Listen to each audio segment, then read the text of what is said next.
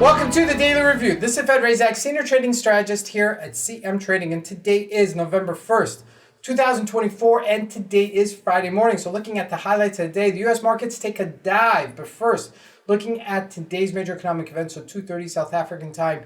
From the United States, we have non-farm payroll numbers coming out. In addition, corporate earnings for ExxonMobil and Chevron, two of the largest oil companies in the world. Now, looking at the market, starting out with the Forex symbols, the Canadian dollar breaks out to new lows versus the US dollar, and the US dollar strengthening versus the other major pairs. And as we look at the indices, the Dow Jones and the NASDAQ took that dive. Looking at commodities, oil gains while gold selling off. Now looking at the stocks, mostly the big tech stocks were the ones that got clobbered the most. And lastly, looking at cryptocurrencies, Bitcoin retraces off those highs. So let's take a look at the markets and see what we can expect from today's trading.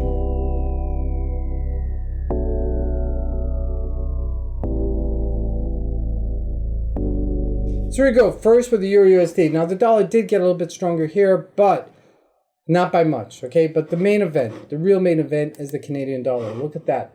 We're looking at a weekly chart, and it's closing up at 139.36-ish level. The only thing is, it's got to be sure that it's going to break out and hold this level for at least today, okay? That means that we've closed off the day with a candle above this area. Now, we've hit this area several times with only a wick, and that is a major difference. And this is why we use Japanese candlesticks sometimes to give us that little edge a little bit further. It gives us a little bit more information as to the particular thing that we're trading. So keep this in mind. This is really an important one. Now, looking at gold, took a nosedive, okay, with the rest of the market. But in all intents and purposes, it's still pretty strong. I mean, you know, it just... on a weekly chart, you can see it on a daily chart, it took it higher, and then there is just people taking some money off of the table for here, but nothing to really kvetch about, nothing to really, scare about. Now, looking at crude oil, did the opposite. We finally bounced off our lows, which is a major thing, because it did look like it was going to break out lower from 67, and for this time of the year, for it to be on these lows, is an anomaly, to tell you the truth. And lastly, let's take a look at the U.S. markets taking a nosedive. Dow Jones continued its sell-off, but the NASDAQ was the one that really got clobbered the worst because it represents tech stocks, right? So here we go. We went from 20,700-ish level to 20,000. Okay, that's over 700 points in one day between the after hours and regular market hours of trading. Now let's take a look at the stocks, all right? So who got clobbered the worst? Take a look at it, Microsoft. And Microsoft has been weak, right? We've looked at it several times. What was an anomaly that did sell off a little bit more than I expected to was Facebook, as that has also made a double top here. All right, there are markets that are making double tops here. And looking at Apple, it does look a little bit weak here as well.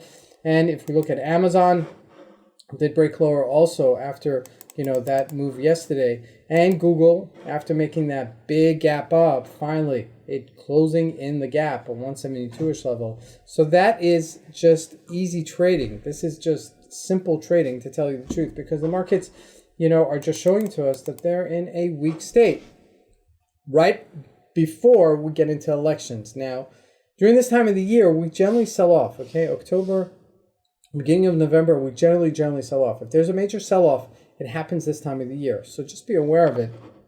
Now, looking at the VIX, this is the proof in the pudding, of where we know that something is getting very weak as the VIX starts spiking up, and it's moving a little bit higher. So if we do close this 20, that might mean that we get back to that 22-ish level. So that's something to consider as well. Now, lastly, let's take a look at Bitcoin. Bitcoin retraced, but not by much, but it did retrace, okay? So it did respect that resistance-ish level at 72,000. We even hit 73,000, but that was it. We couldn't sustain it, and we sold off. So just keep an eye on it, all right? Does this mean it's over? Not necessarily. So again, like I said, keep an eye on it, because, it's that type of asset that consolidates and then breaks out, consolidates and breaks out. And this, if it does break out, might have a decent move. This is Fed Razak. I want to wish you guys a great trading day. Thank you.